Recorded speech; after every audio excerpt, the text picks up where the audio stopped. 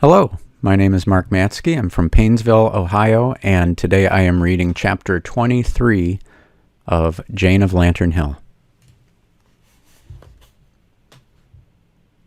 After all, Jane found it did not require a miracle to make her like the Bible.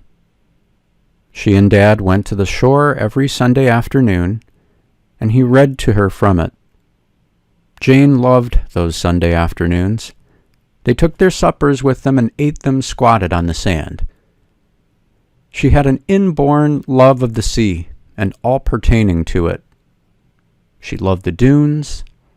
She loved the music of the winds that whistled along the silvery solitude of the sand shore. She loved the far dim shores that would be jeweled with home lights on fine blue evenings. And she loved Dad's voice reading the Bible to her. He had a voice that would make anything sound beautiful. Jane thought if Dad had no other good quality at all, she must have loved him for his voice. And she loved the little comments he made as he read, things that made the verses come alive for her. She had never thought that there was anything like that in the Bible. But then, Dad did not read about knops and tatches. When all the morning stars sang together. The essence of creation's joy is in that, Jane. Can't you hear that immortal music of the spheres? Sun, stand thou still upon Gibeon, and thou moon in the vale of Ajalon. Such sublime arrogance, Jane. Mussolini himself couldn't rival that. Here shall thy proud waves be stayed. Look at them rolling in there, Jane. So far and no further. The majestic law to which they yield obedience never falters or fails. Give me neither poverty nor riches. The prayer of Agar, son of Jakeh. A sensible man was Agar, my Jane. Didn't I tell you the Bible was full of common sense? A fool uttereth all his mind. Proverbs is harder on the fool than on anybody else, Jane. And rightly, it's the fools that make all the trouble in the world, not the wicked. Whither thou goest, I will go, and where thou lodgest, I will lodge. Thy people shall be my people, and thy God my God. Where thou diest will I die, and there will I be buried. The Lord do so to me, and more also, if aught but death part thee and me. The high water mark of the expression of emotion in any language that I'm acquainted with, Jane. Ruth to Naomi. And all such simple words, hardly any of more than one syllable. The writer of that verse knew how to marry words as no one else has ever done, and he knew enough not to use too many of them. Jane, the most awful as well as the most beautiful things in the world can be said in 3 words or less. I love you. He is gone. He is come. She is dead. Too late. And life is illumined or ruined. All the daughters of music shall be brought low. Aren't you a little sorry for them, Jane? Those foolish, light-footed daughters of music. Do you think they quite deserved such a humiliation? They have taken away my Lord, and I know not where they have laid him. That supreme cry of desolation. Ask for the old paths, and walk therein, and ye shall find rest. Ah, Jane, the feet of some of us have strayed far from the old paths. We can't find our way back to them, much as we may long to. As cold water to a thirsty soul, so is good news from a far country. Were you ever thirsty, Jane? Really thirsty, burning with fever, thinking of heaven in terms of cold water? I was, more than once. 1,000 years in thy sight is but as yesterday when it is past, and as a watch in the night. Think of a being like that, Jane, when the little moments torture you. "Ye shall know the truth, and the truth shall make you free." The most terrible and tremendous saying in the world, Jane.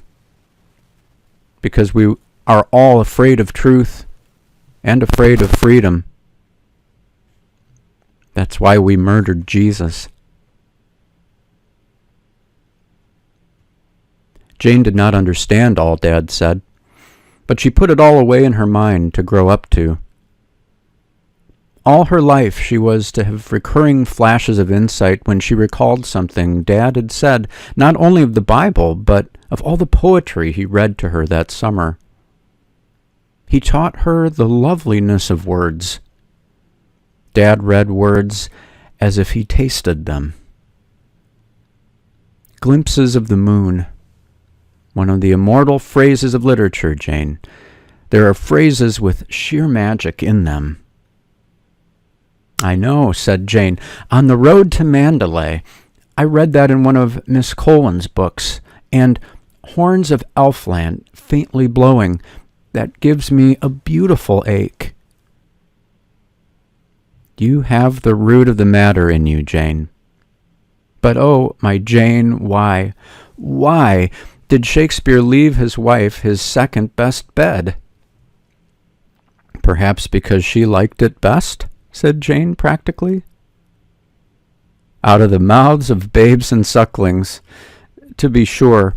I wonder if that eminently sane suggestion has ever occurred to the commentators who have agonized over it.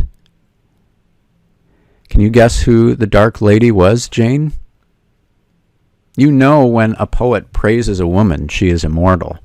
Witness Beatrice, Laura, Lucasta, Highland Mary, all talked about hundreds of years after they are dead because great poets love them. The weeds are growing over Troy, but we remember Helen." "I suppose she didn't have a big mouth," said Jane wistfully. Dad kept a straight face. "Not too small a one, Jane. You couldn't imagine Goddess Helen with a rosebud mouth, could you?" "Is my mouth too big, Dad?" implored Jane. "The girls at St. Agatha's said it was." "Not too big, Jane. A generous mouth. The mouth of a giver, not a taker. A frank, friendly mouth, with very well-cut corners, Jane. No weakness about them. You wouldn't have eloped with Paris, Jane, and made all that unholy mess. You would have been true to your vows, Jane, in spirit, as well as in letter, even in this upside-down world."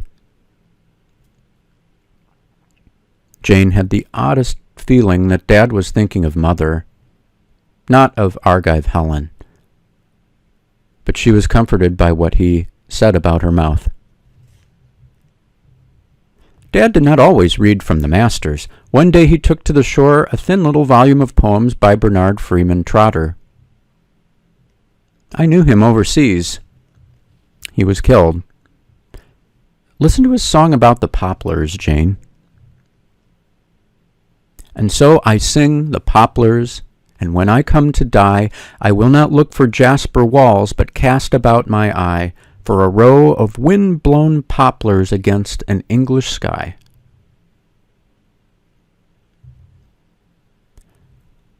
What will you want to see when you get to heaven, Jane?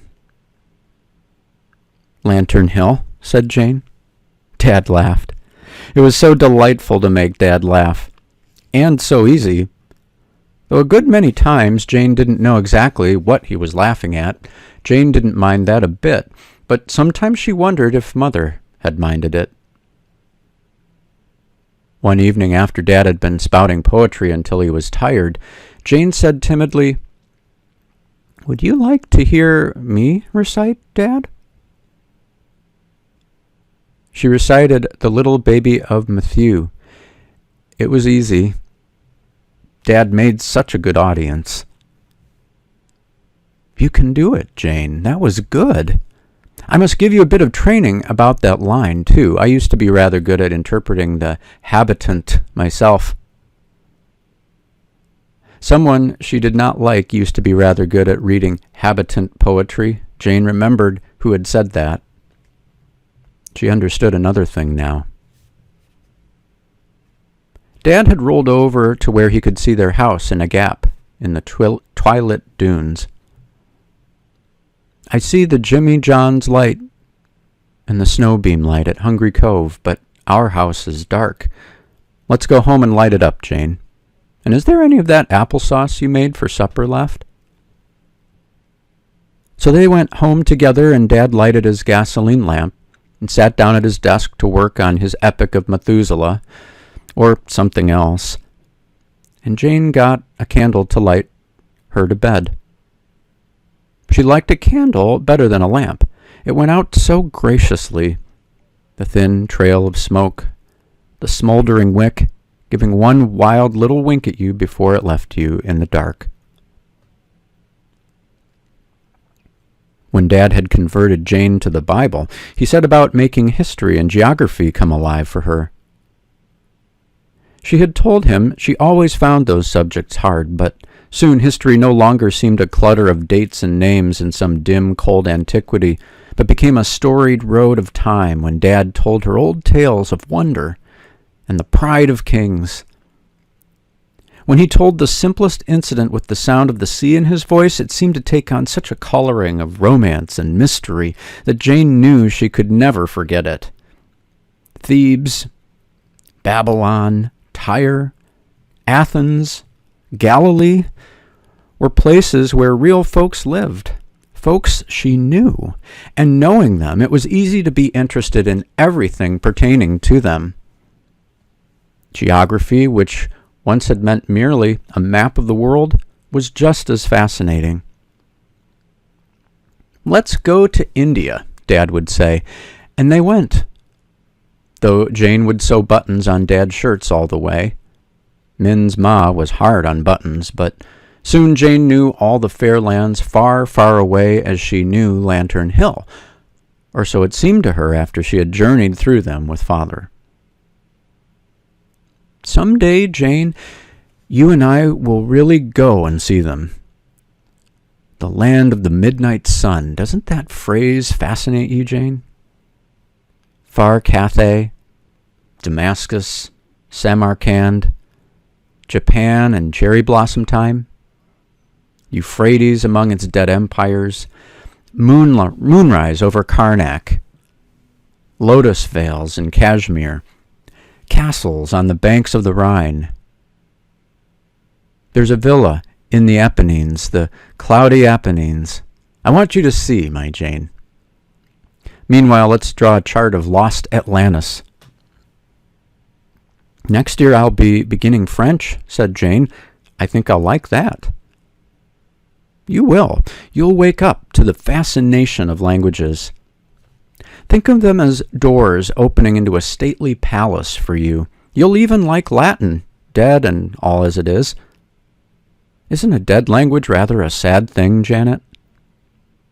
Once it lived and burned and glowed. People said loving things in it, bitter things, wise and silly things in it. I wonder who is the very last person to utter a sentence in living Latin. Jane, how many boots would a centipede need if a centipede needed boots?" That was Dad all over. Tender, serious, dreamy, and then a tag of some delightful nonsense. But Jane knew just how Grandmother would have liked that. Sundays were interesting at Lantern Hill, not only because of the Bible readings with Dad, but because she went to the Queen's Shore Church with the Jimmy Johns in the mornings. Jane liked it tremendously. She put on the little green linen jumper dress Grandmother had bought her and carried a hymn book proudly. They went across the fields by a path that wound around the edge of Big Donald's woods, through a cool back pasture where sheep grazed, down the road past Min's ma's house, where Min joined them, and finally along a grassy lane to what was called the Little South Church, a small white building set in a grove of beech and spruce, where lovable winds seemed always purring. Anything less like St. Barnabas's could hardly be imagined, but Jane liked it. The windows were plain glass, and you could see out of them right into the woods and past the big wild cherry tree that grew close up to the church. Jane wished she could have seen it in blossom time. All the people had what Step-a-Yard called their Sunday faces on, and Elder Tommy Perkins looked so solemn and otherworldly that Jane found it impossible to believe that he was the same man as the jolly Tommy Perkins of weekdays. Mrs. Little Donald always passed her a peppermint over the top of the pew, and though Jane didn't like peppermints, she seemed to like that one. There was, she reflected, something so nice and religious about its flavor. For the first time, Jane could join in the singing of the hymns, and she did it lustily. Nobody at 60 Gay had ever supposed Jane could sing. But she found that she could at least follow a tune, and was duly thankful therefore, as otherwise she would have felt like an outsider at the Jimmy John's sing-songs in their old orchard on Sunday evenings.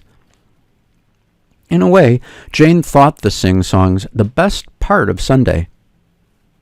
All the Jimmy Johns sang like linnets, and everybody could have his or her favorite hymn in turn. They sang what Step-a-Yard, who carried a tremendous bass, called giddier hymns than were sung in church, out of a little dog-eared, limp-covered hymn books.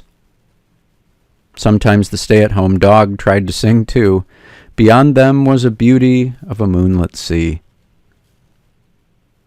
They always ended up with God Save the King, and Jane went home, escorted to the door of Lantern Hill by all the Jimmy Johns and the 3 dogs who didn't stay at home. Once Dad was sitting in the garden on the stone seat Timothy Salt had built for her, smoking his old contemptible and enjoying the beauty of the darkness, as he said.